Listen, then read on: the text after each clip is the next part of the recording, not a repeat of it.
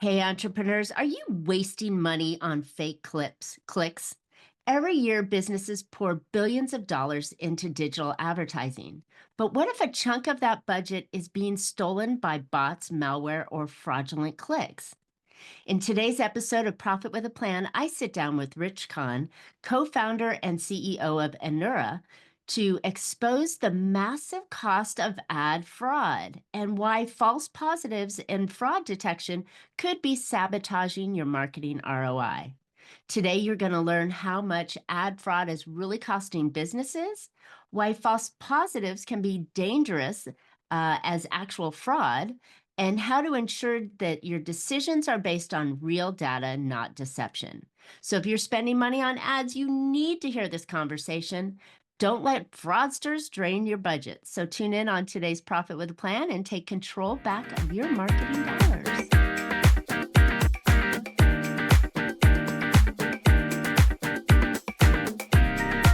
Hey, entrepreneurs, if you're ready to boost your profit and grow your business, welcome to Profit with the Plan podcast, where we share strategies to help you scale your company, increase your profitability, and set up for a successful exit.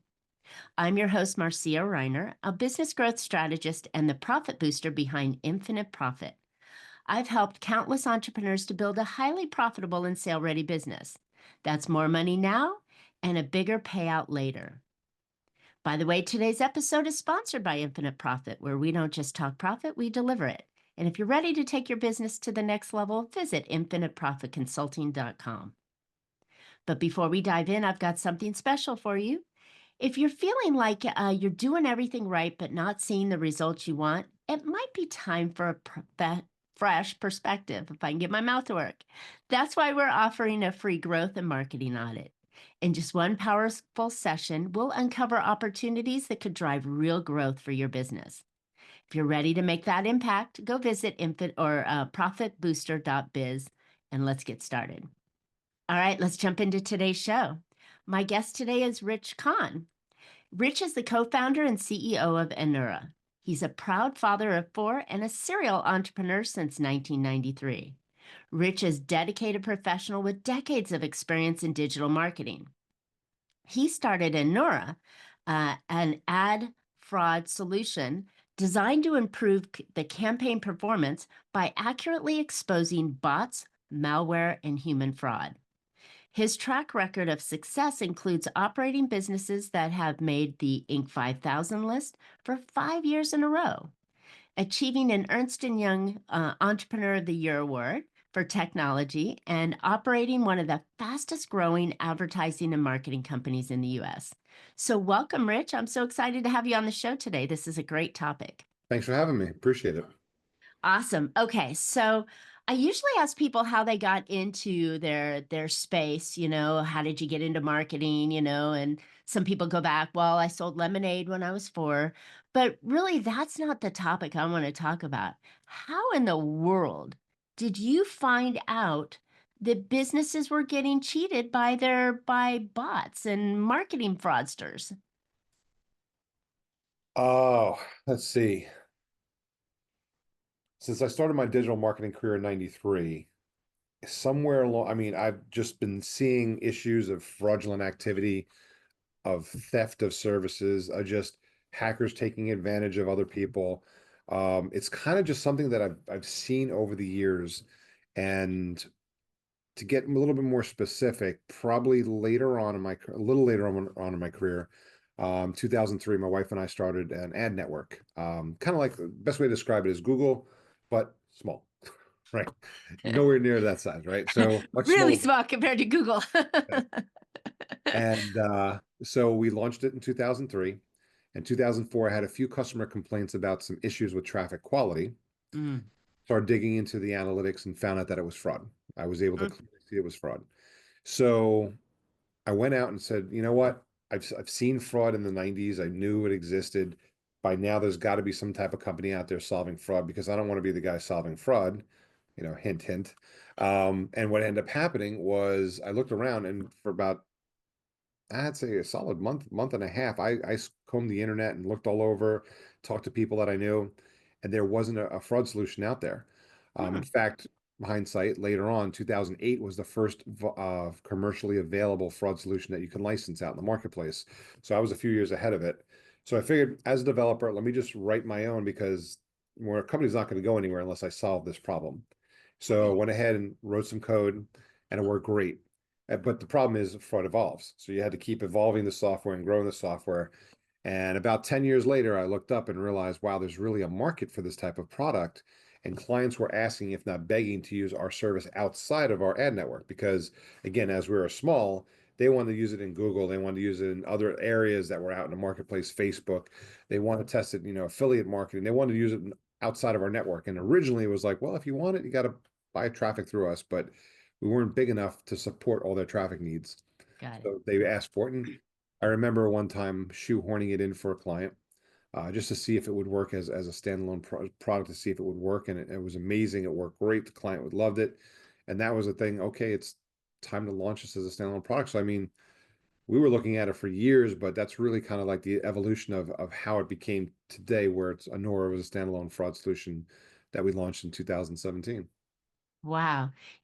That's really interesting because, I don't think people, at least, I don't think the business owners realize that there's so much fraud out there, right? I ran a campaign, and I am not a campaign genius by any means, but I ran a campaign and I was like, well, we kept tweaking the campaign down to where all I could get is like a general front page of like YouTube. I couldn't get any of my ideal target because everybody that ended up on my page that was supposed to be my ideal target was like, a Russian porn star or, some political statement. I'm like, whoa, how did all this happen? And the only thing that I could think of was that there were bots and different things that were clicking onto it, making it go a direction that I didn't want it to go. And I wasted thousands of dollars on that campaign. Yep. And again, that's a lot of what happens. People don't realize, in fact, probably 80% of the clients that we bring on had no idea a solution like this existed. No. At least weren't even using one. And they just didn't know how big of a problem it was. Like, it's probably just the cost of business, a couple percentage points, not a big deal. Meanwhile, we're averaging 25% of all marketing budgets are fraudulent. Mm. When I bring on a client for the first time and we do the initial scan, the average is 25%. Some are more, some are less. Um, Jeez, that's a and lot of money. That is a lot of money and wasted time. or let's put it this way. So last year, and I forget the number, it was well over $600 billion that was spent globally on digital marketing.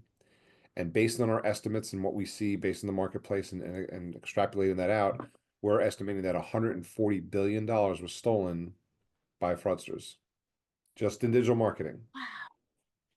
Wow.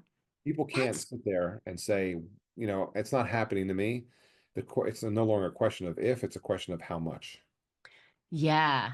Yeah, exactly. So I always thought like, I mean, I'm playing kind of my own dumminess here, but I always thought that it's like you have to be careful when you set up your ad in Google or Facebook because Google and Facebook just wants to spend your money, right? So they're going to spend it on the fastest, easiest way going. But I didn't realize that there were all these other attackers coming in and spending my money, my ad money, by just randomly clicking. So a question back to you. Google and Facebook make money by spending my ad money. Do these fraudsters, these bots and these outsiders, do they make any kind of money off of just attacking my ad campaign? They do. And my definition, when I defined click fraud or fraud and ad fraud in general, it talks about making money. A fraudster makes money either directly or indirectly. So what that means is there are people that have feeds to Google, which means Google doesn't get all 100% of its traffic from Google. When you're setting up a Google campaign, by default, the little checkbox says end partner and networks. Hmm. So again, you're thinking like CNN, weather.com, but then Yeah. smaller sites, Reputable companies right? But then there's much smaller sites that generate some volume that and get paid. they get paid. So there's an incentive to defeat that system. And a lot of times it's not those people, it's where they're buying traffic, right? So they might be buying traffic from, affiliates, which have 45% fraud. They might be buying traffic from programmatic, which has 50% fraud. It's the biggest marketing channel out there, and it's got the biggest fraud event because it's just the way it's built. So again, the numbers are staggering. So it's funny, like you can play with it a little bit and say, okay, well, who does it? Who's committing fraud? And based on our estimates, it's organized crime.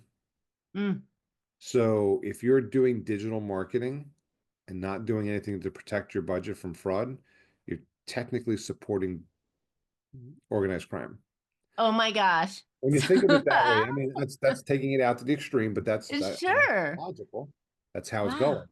So how do you take, how do you defend yourself? How do you protect yourself? Now, again, if you apply a technology like ours to a campaign, the average client will see a 20 to 25% lift in ROI.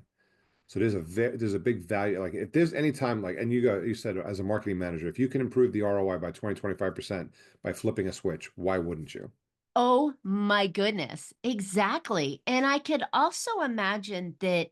So here's one of my biggest pet peeves with marketing companies, and is that they have to test your ad, right? They have to go out to market, see what the results are, then come back and tweak it. And it's this, 3 to 6 month process of testing your ad, randomly spending money, making sure that your ad is dialed in correctly, to use their language. In my mind, that to me is a waste, because I think that marketing company, if they know my business, they should know how to get there sooner, better, faster, stronger, right?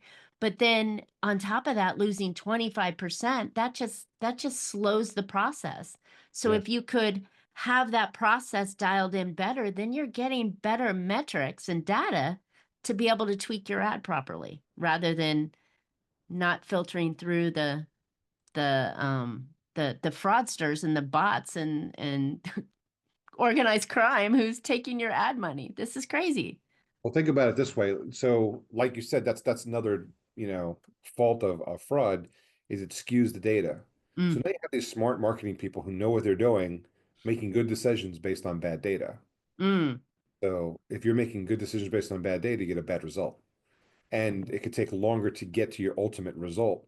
Because some people are like, well, no, I'm a performance-based marketer. Like I look for when somebody fills out a form so we have a lead that we can sell.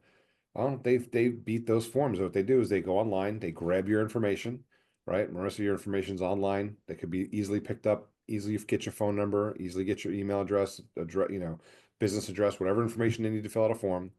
They click on a link. They're going to get paid for that click, or they're going to get paid for filling out that form. They put all your information in, check the little box that says, contact me, hit submit, And they never show up for the appointment. or you could no. But what happens is, so now let's say it's a car insurance ad, right? Okay. Somebody puts an ad on Google, puts a car insurance ad on there, and the fraudster gets paid for that click, so they can click on that ad landing page. Now, if they kept on doing that, just going to the landing page and doing nothing, any any marketing manager worth their weight would automatically go and say, okay, we're going to block this keyword, we're going to block this source of traffic, we're going to do something with this. Like we know there's a problem there because it's not converting. So they're smart enough to know, hey, 1 out of 30 or 40 times I click, I have to fill out a form to validate the chain to continue getting paid. So then they take stolen information, fill out the form, hit submit. The marketing manager says, oh, the conversion flag fired. This is a good source. Guess what? We want more of it. Now, what happens is, let's say you're selling this to an Allstate, right? For example, Allstate then picks up the phone, calls Marissa, and says, hey, I'm calling you based on the information you filled out on the form. And you're like, wait a second, where'd you get my information from? Right. That creates all kinds of issues. And this is off the topic, but that's a TCPA violation. It's one of the fastest growing lawsuits in this country. So this is happening nonstop. So, right now, I can guarantee you and your audience, your phone rings and you don't answer it. Why? Because 9 times out of 10, it's not for you. Or they're Mm. calling you and you didn't give them information to call you. Technically, a legitimate business, in order to call you, needs expressed written consent to call. Right. And I mean, before this call, I had 3 calls that took place from time I had lunch to the time I was sitting down having this conversation of people that I know. If I pick up that phone and ask them who it is, it's telemarketer trying to sell me something, and they're not allowed to do that. So how's that happening? It's because somebody's using my stolen information, filling out forms. They think they have consent. I I I laugh because a funny story. When we first started this back in 2017, 18, my mother-in-law, she was trying to understand what we did. Like it's technical what we do, but like it's there's Sure. ways of describing it. And she didn't quite get it. And then she got a phone call from somebody from a bank that said, "Hey, we're calling you because we want to save you money on your mortgage." So this is a company who probably bought mortgage leads of people who are trying to reduce or refinance their mortgage. And she was upset because she's like, "I don't have a mortgage. Where'd you get this information from?" And she had the argument, got the supervisor on the phone. They apologized profusely. They didn't know what was going on. And she hung up the phone. She goes, "Oh my God, what a pain in the neck that was." I go, "That's what we solve." Exactly. It just clicked. Then she got it. She understood what we do. Wow. What a terrible experience to have to do that. It's like you're kind of like, when people realize what it is that you do, their eyes are going to be so open to the fact that it's everywhere. And it's this like wicked virus that's going out there that is taking your time, your marketing efforts. And if you're click and removing, your story you said where, this keyword gets removed because it's not working properly, that's damaging what could have been a really good, campaign potentially. But because some fraudster came in and did that, they're sending you down a different rabbit hole that may not perform well. And I think Agreed. that's the piece that today's business owners really don't get because either they've handed off everything blindly to their marketing team and said just do it, right? Or if they do understand it, they don't understand it to this level, and it's a terrible waste. Here's another example of that, just because we talked about directly, just taking money. Well, there's an indirect way to make money off of fraud too. Let's say you own, let's pick on poor Allstate again, right? So let's say Allstate's out there and they've got, let's just call it a $10,000 a day budget to try to drive new leads into their agents. And Geico decides, no, I want to be number one listed there. And then Geico comes along and clicks on the ad a bunch of times to burn up the budget, drop them off the list, and then move themselves up the list so they can make money indirectly. Now they're not getting paid for those clicks. And there's software that I saved the link to software because there's automated software that allows you to do that. Oh my gosh. So basically, I could go online, I found it, anybody can find it, and it's called competitor fraud.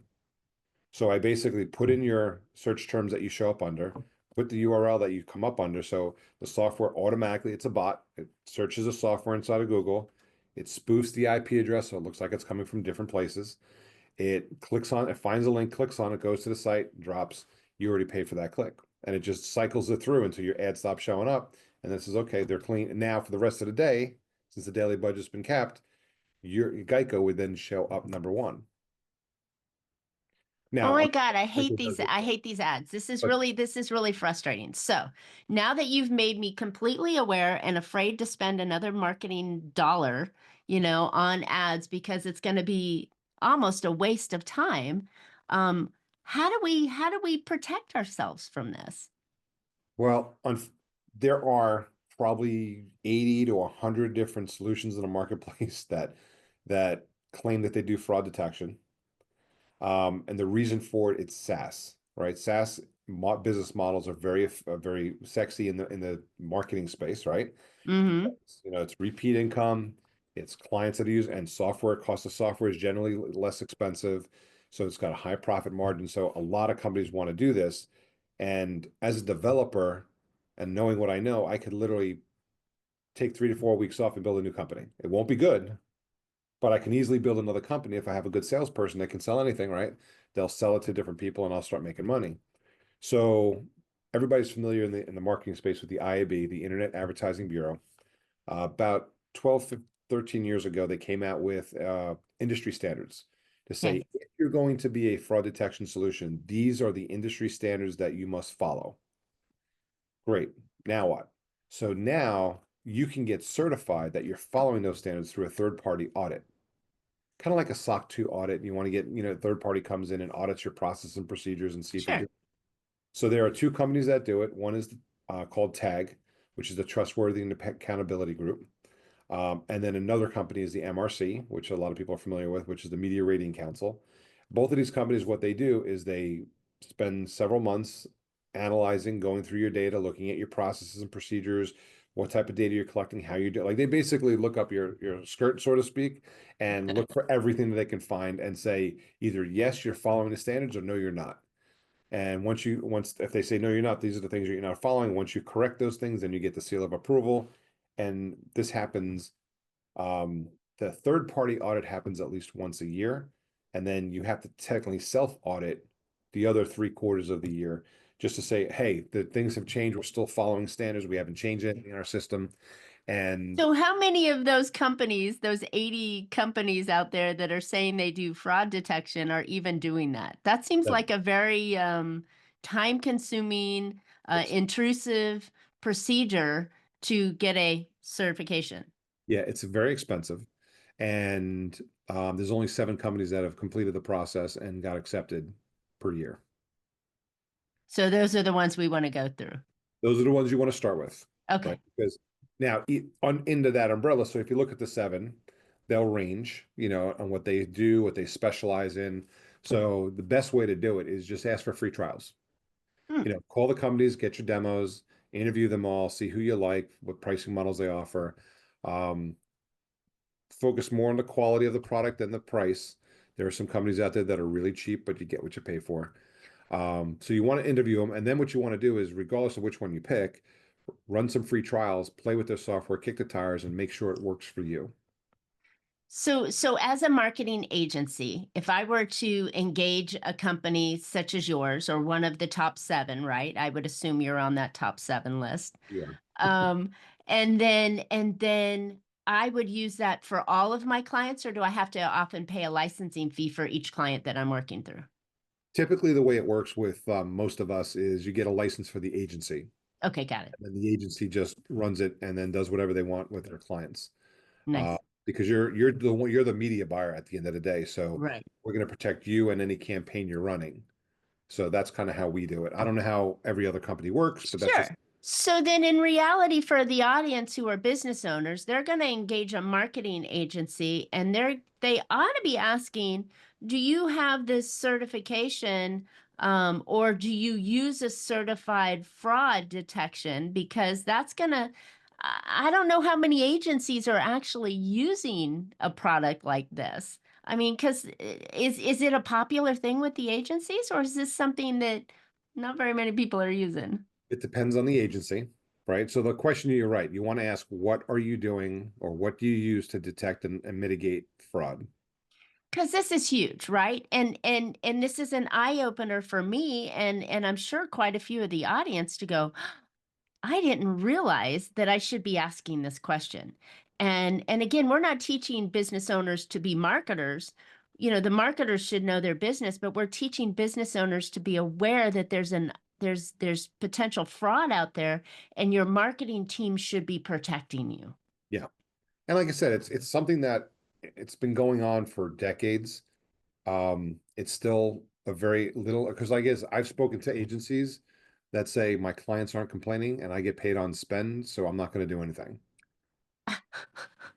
But I, God. but my So the question, blind leading or the ignorant leading the ignorant, yeah, right? You know? because they're all getting paid, right? So my question always is, what happens? And I say, just okay, if you do nothing, you know what's going to happen. You're in the same Of boat. course. You're losing if not, I would say minimum 25%, if not Right. more. So what happens if you were to eliminate that 25%, which basically gives an ROI increase of 25%? So let's say we wave the magic wand, we flip the switch, and we increased your ROI across the board, across all your clients by 20 to 25%. What would happen? Demand I'd goes be up. really happy. Right. So as a marketing agency, you'd be proud that you were able to do such a big thing in such a short period of time.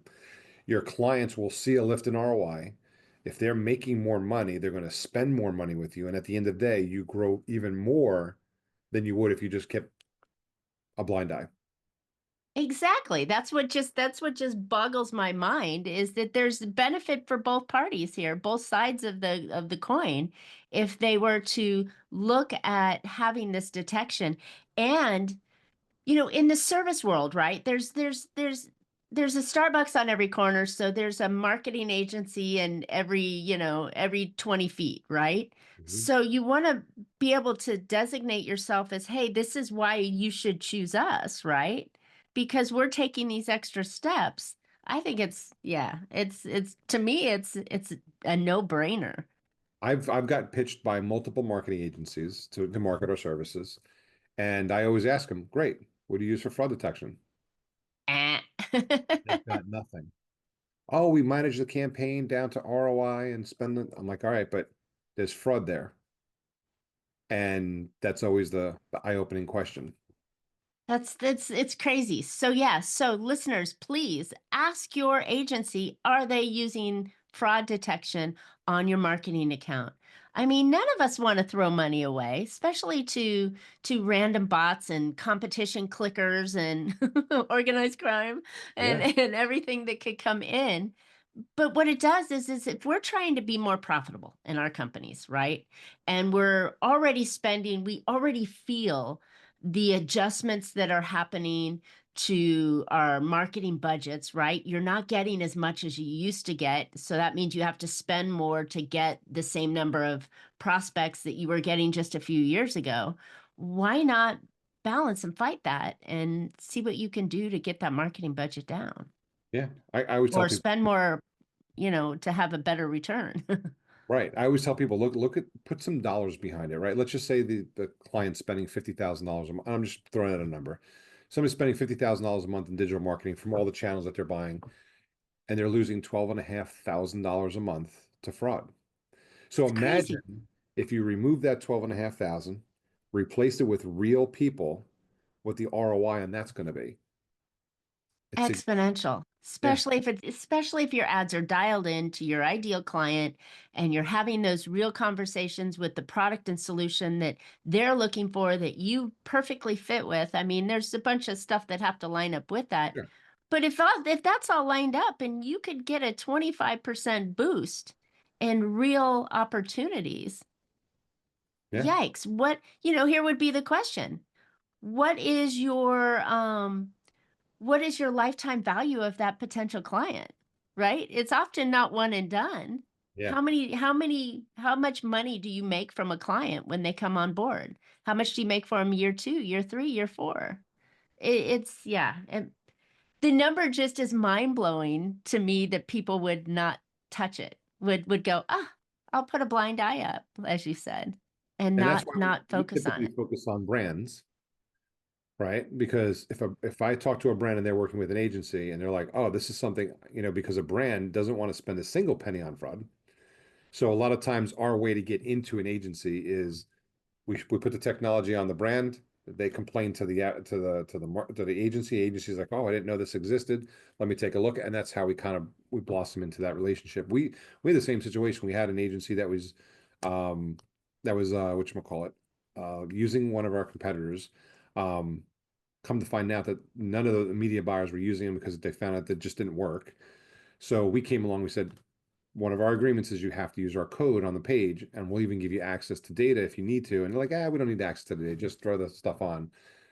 And a Google campaign went live, and the very next day I called them up and I'm like, I got 90% fraud. What did you turn me on to? Like, you were supposed to copy the original campaigns, move them over, and then start managing them. And they're like, where are you getting this data? And I'm like, I opened up my dashboard, walked them through the dashboard. Next thing you know, a couple months later, they're rolling it out to their entire infrastructure because it made a huge difference in our campaign. And they're like, if we can do this with your campaign, imagine we can do with 300 campaigns, 300. Exactly, exactly. And then the benefit to the business owner, the end user or end results, provider is huge because they don't even know now. Now they know, but they didn't know before that Yeah, this was even happening. So I think it's a win-win-win all the way across the board. yeah. The only one So that loses out is a fraudster. And yeah. So okay, let's talk about the difficulty. So implementing your system into my marketing company's program and I'm benefiting from it, right? So I've insisted my marketing company use you, right? How hard is it to get into to get it working? Is this a long process? Do I have to rewrite all my ads? so 9 times out of 10, there's lots of different ways of doing it. It can get really complex depending on the technical people that are there. The general integration we tend to do, because 75% of sites are run by Google Tag Manager. We're pre-built into Google Tag Manager, so we can have somebody up and running within 3 minutes without technical resources. Wow. So a couple of Wow. checkboxes and you know publish it like what did I say? What is it? Publish it like you don't sing or something like that. I forget what it says when Google Tag Manager when you publish something new, but it's literally pre-built into Google Tag Manager. You find our application, you plug it in, you fill out a couple of things, we check a few boxes of how you want it to work, hit submit, you're done. Wow. That's amazing. Okay. So now another question. Is this for only really big companies? Like, do I have to have a $50,000 a month ad spend to make this worthwhile? So with us, the way we're designed, because we offer so many services, so much hand holding, everything else, we do focus on customers that are typically like 30 to $40,000 and above in digital marketing spend.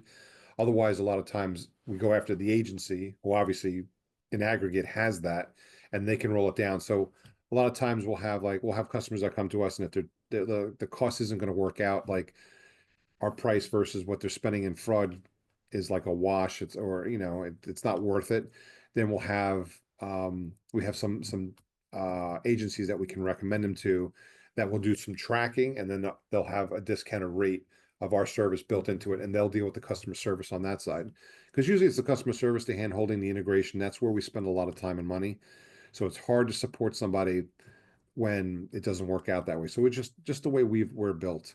Um, So then you want to have a big enough firm that you're working with that can justify the cost of bringing somebody like you on. Right. So a lot of times, if I get somebody who's a smaller company, a lot of times they'll reach out to their agency on our behalf and say, "Hey, I would like to have this technology." We'll have the conversation and we'll run a test to see if it makes sense. And it's usually eye-opening to the agency. If they're a legitimate agency, they'll say yes. If they're at least to try it or test it out, look for it for the customer. Um, if they say no, maybe look for a different agency. Yeah, We're exactly. we're working with like a very large agency now that we're hoping to be able to, like, we have a couple different agencies depending on different things. Like, for the sell, like people that are managing their own budget, we have an agency that'll handle, like, basically add the tracking on for them, which makes life easy for them. Yeah, Uh, that's what I was going to say. Is there some sort of aggregate, like the smaller agencies or the smaller companies, the digital ad agencies that are smaller can come into a consortium of sort and get access to it, or do they, because I would say, to go with the bigger ad agencies comes with a bigger ad spend, comes with a bigger management fee and all those other things. And some of us smaller companies that still run ads and want to be able to have successful ads maybe don't have access to that size company, but we do have a smaller company that would really benefit from this as well and give them that competitive edge to compete with the bigger companies. How would they get access to something like this without having to go with a non-certified yeah, company? we have a company that we work with now for smaller companies that are basically managing their own campaigns. They basically get them set up. It's a tracking tool that's really kind of unique on how it tracks, Google spend and Facebook spend and different things, and it gives them a layer of technology, and then the ability to turn our software on by just checking a box and paying a per visitor scan rate, which is really low. So this way, they're not having to commit to this stuff. Their tech and support all come through that company. So Oh, nice. our company doesn't have, so whenever we get somebody on the phone who's not quite there yet, we have a place to send them. We call it a fast track, to get them set up. Because, at one point we were a startup, and we know what it's like when you need the tools and you can't afford them. So Yeah. we found a way with it was actually a client of ours who said, "Hey, let's talk." And we're looking at what they were doing, and they're supporting a lot of small clients that we couldn't support because of the way we're built, and yet they're supporting them and giving them what they need and using our technology. Nice. So another win-win. Love Yeah. it. Love it. Gosh, Rich, this has been great. We could go on. I mean, there's so many rabbit holes we could go down when it comes to this. I am thoroughly uncomfortable and scared about ad counts now.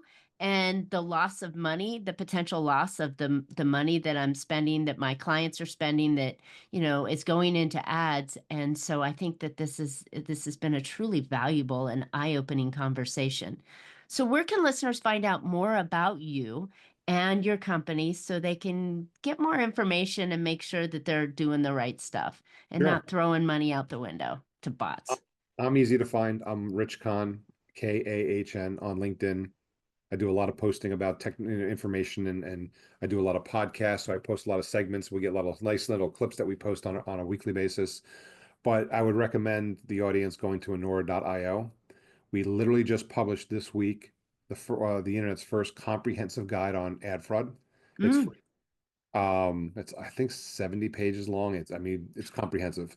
So basically it goes through all different types, marketing channels, things you can do on your own to identify fraud and things you can do for like that kind of stuff. And I think we spent like 9 or 10 months putting it together. So a lot of good information. And like I said, it's a free download. So it's something they can come to the site, download it off our site, and that's where I'd start. Yeah, exactly. The business owners need to be aware of what they want their teams to do, whether it's an offsite team or an internal team. You need to be aware of what you're asking them to do. So having a little bit of knowledge in this space by reading that 70-page report, listening to podcasts like this, following you on your channels, will give them that opportunity to go, hey, I don't have all the answers, but I have a question. And if you have a good question, someone down the chain will be able to provide the answer. Yes or no, we're not using it. We should be using it. Okay, if we really think we need to use it, where do we go? And then now we have the resource that would help us there. So this is awesome. Yep. Whew. What an eye opener. I mean, what a truly scary topic of wasting, what we're trying to make. That's money that goes in your pocket. And if Yeah. you're throwing it out the door on ad fraud, then it's terrible. Yep. Ah, all right, listeners, thanks for tuning in today. I hope you picked up some valuable insights and actionable ideas that you can take to make your business more profitable. And as I mentioned earlier, it might be time for a fresh perspective. And why not? We're offering a free growth and marketing audit. And in just one powerful session, we'll uncover some real opportunities to drive growth for your business. Maybe we'll even have something on there about this. Ready to make an impact? Go visit profitbooster.biz and get started. And don't forget to subscribe. You don't want to miss any of our future shows. You can always catch Profit with a Plan on any of your favorite podcast platforms. And we're looking forward to more great profitable information on next week's show. So until then, make your plans and profit with them. Thanks so much, Rich. Thank you.